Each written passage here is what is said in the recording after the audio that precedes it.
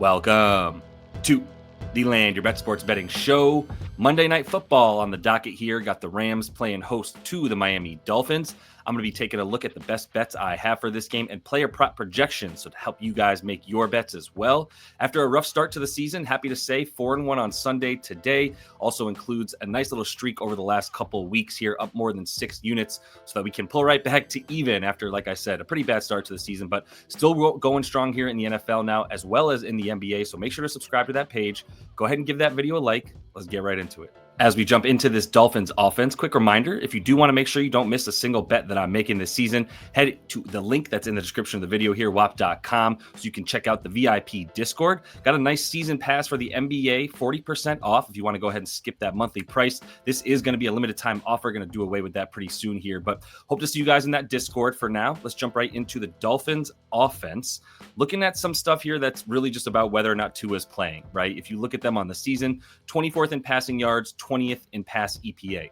But if you look at the last 2 weeks since Tua came back, they are much better. We're talking 2nd in pass EPA, 2nd in total EPA, and 7th in rush EPA over the last 2 weeks with Tua back. You look at them without him in the 4 games, 191 passing yards per game. With him, we're talking about 237. So obviously it's a tale of 2 offenses, one that has its quarterback and one that doesn't. It also impacts the running game as well. Rushing yards, they are 9th on the season because they have a bevy of the fastest running backs in the league, but they're only 31st in rush EPA, in part because they have been having to pass trailing. Things haven't really been working out with teams stacking the box because Tua's been gone. But Tua's back. So this is back to a top half of the league offense for sure. Of course, this Rams defense isn't quite as bad as some of the numbers might indicate here. They have given up about the 9th most passing yards on the season, and they're 10th worst in terms of their pass EPA. But they've gotten a little bit better over the last couple weeks as well. They happen to be in the top 10 in total EPA per play on defense in the last 2 games as well. So they're trending in the right direction. And part of that could simply just be their offense is getting better because they're getting healthy again at wide receiver.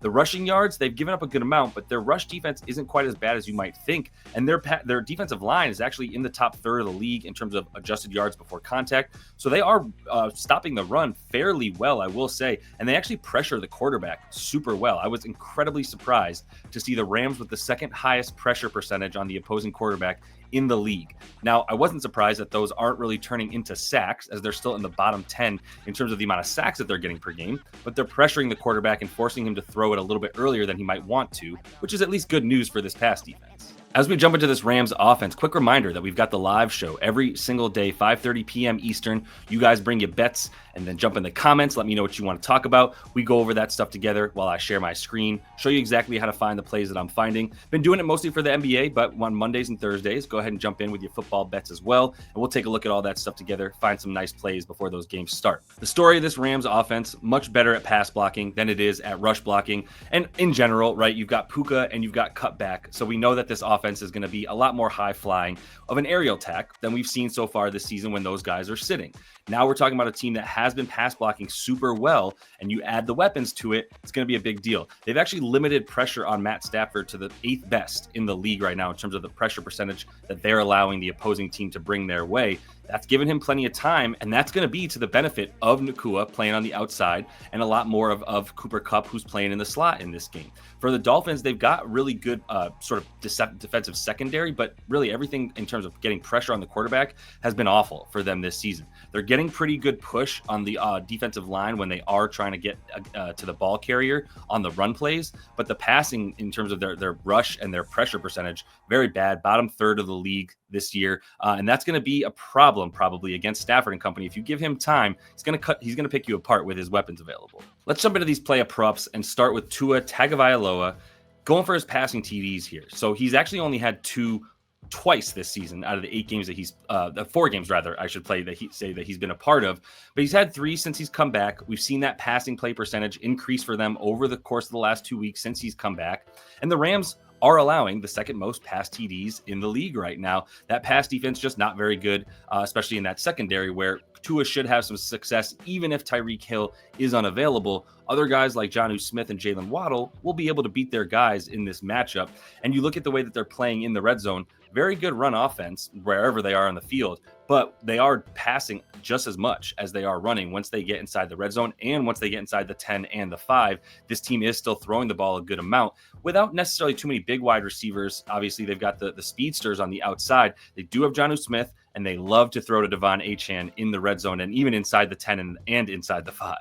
So I'm going to go ahead and take Achane on his receiving. It's a really high number for a running back, but it's really even hard to call this dude just a running back at this point. He's had 43 plus receiving yards in half of his games this season. Every single game that Tua's played in, he's gotten at least 43. All 4 games with Tua, he's actually averaging 63.5 yards per game receiving, which is absolutely absurd for the running back, but it is what it is. And the receptions are all the way up at about 5.5. It's actually tough to see him going under 6 receptions in this game. He's had 6 receptions in the 2 games since Tua has been back, most recently from injury. The Rams, they allow the 7th most receiving yards per game overall, and they allow the 11th most yards per game to running backs through the air. So I'm just going to keep going with the little man here and take him to keep getting the receiving yards. You can take him on the receptions. He's getting about 8 targets per game when Tua is out there. So hard to see him not getting at least the yardage and at least about 5 receptions in this one. Should mention Tyreek Hill is questionable still to play and looks like he's going to be somewhere around a game time decision. If he does go, Jonnu Smith, not as good of a play. If he doesn't go, Jonnu Smith, a great play, to be honest. And even if Tyreek Hill is out there, I think Jonnu Smith to get a touchdown is still a decent look. As mentioned, there aren't that many big targets in the red zone to take away from him. His biggest threat inside the red zone is actually the running back, Devon Achane. But I'm going to take this at a really great price at about 3-1 right now as I record this on Sunday night because of the fact that Tyreek Hill is still questionable. If he's ruled in, or if he's ruled out, I should say, this number will plummet, right? If he's ruled in, maybe this number goes up, but at 3-1, I still think it's a good price for Jonnu Smith, who is getting about 15.5% of the targets when we have Tua back there. So big deal if Tua's not there or is. We've already made that clear. And as mentioned, because he is the biggest threat inside the red zone, he's been getting the bulk of the targets outside of guys named Devon Achane in the red zone, more so than the wide receiver. So I think this is another good opportunity with or without Hill, but without Hill, we get a nice bump in value. All right, play up props here for the Rams. Let's kick it off with Stafford. I think the TDs are still the best play for him as well, although I do think he'll have a good amount of completions in this game, should be getting up to about 250 yards. I love the passing TDs because this is something he does very consistently when he has his weapons, right? In the last 10 games that he's actually had Puka and Kupp in at the same time, 8 of those 10 games, he's gotten at least 2 touchdown passes. He's also averaging more than the average quarterback in terms of pass attempts inside the red zone.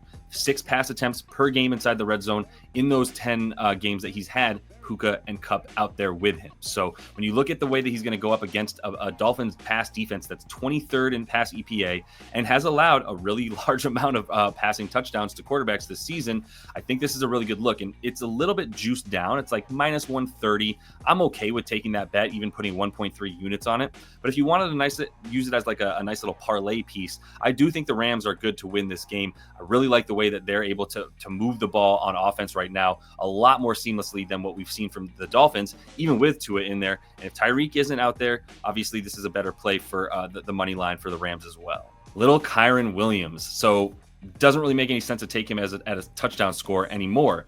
But on FanDuel and a couple other books, you can take someone to score the first touchdown for their specific team, right? Be very clear here. This is not first touchdown of the game. This is first touchdown for the Rams will be Kyren Williams. That gets you about plus 175 on FanDuel. That's a great price because he has been scoring the first touchdown for them. He's actually done it in 7 of 8 games this season. And this is the only way to play a touchdown prop for Kyren Williams anymore, unless you want to go out and play 2 touchdowns, which still doesn't get you very much juice. But for him to score the first touchdown at nearly 2-1 for the Rams, love this play. Miami is allowing the second most TDs to running backs, and Kyren could catch one out of the air just as easily as he could run one in. But if they do get inside the 5, this is the dude that's going to see the ball until they punch it in the end zone. So I think that as long as they get inside the 5 on their first play and don't go for a long one, at 2-1, this is an unbelievable price for Kyren to get the first TD for the Rams. So which wide receiver should we be targeting for the Rams? Why not both, honestly? And I would be looking at receptions or yards, but the receptions with the way that I do think this team is going to eventually start moving the ball down the field in the second half with the pass a little bit more. I do know that McVay loves to establish the run game. Even if Kyren Williams is getting below 4 yards per attempt, they're still going to keep running the ball. They've shown that they're just going to keep running the ball to at least establish play action for Matt Stafford. And then the receptions are going to be continuing to come galore. So let's start with Puka and look at why I think he's probably good for 6 receptions in this one. Once again, he had 4 targets in the last game and 1 reception in the beginning of the second quarter before he got ejected. So he's already looking at 4 targets through a quarter of the game. I would imagine that those are going to continue to rise to double digits when he's actually playing 4 quarters. The game before, 9 targets, 7 receptions, right? And he has a little bit worse of a matchup. I imagine he'll be up on the outside with Jalen Ramsey on him a little bit more, but Ramsey will probably be going back and forth between these 2 guys. So that's why I don't really even have a preference between them. I think maybe 5+ receptions for both of them is a great look. Might not even get that much plus money there, but that should give you some pretty good juice for them to both get 5, despite the fact that Cooper Kupp is at 6.5 receptions right now, right? Especially because they both eat into each other's usage. There's a little bit of a negative correlation between the 2 of them getting their receptions in this game. But I do think there's a slightly better matchup for Kupp when he's playing in the slot, and we have seen him play there more frequently than Puka when they're on the field together. And that means he avoids mostly Jalen Ramsey, who's always going to be lined up on the outside. Rarely will you see him over the slot. The interesting thing, too, for Kupp is when he has played with Puka this season, it's been 3 games, he's averaging 10 receptions per game when Puka is on the field with him. So to say that they take away from each other doesn't even really make that much sense. There's only 3 people on this offense that I would care about targeting, and it's the 3 I'm talking about with these 2 wide receivers and Kyren Williams. Nobody else really gets that involved. I mean, Demarcus Robinson was getting involved, but that's because Puka wasn't around. So now that we got Puka out there, he's going to be the man alongside Kupp. I think both these dudes have a big day in this one. One more reminder here, outlier.bet, best tool around. Everything that you need here in terms of comparing team versus player position. If you want to look at recent stats, trends, and projections for future stats, all of the available odds, this is the place to do it. So I definitely recommend jumping into the description of the video. Use the link that I have in there for a free 7-day trial. Test it out for yourself. See if you like it. Got a lot of people hooked on it that are in the free VIP Discord right now, and the regular VIP Discord, I should say. Everybody seems to be liking it a lot, as we've had a lot of people get that recently. So I definitely recommend checking it out. I'll be back 5:30 p.m. Eastern with that live show. So you guys bring your bets, jump in the comments, and let's get it. Until I see y'all next. Happy betting.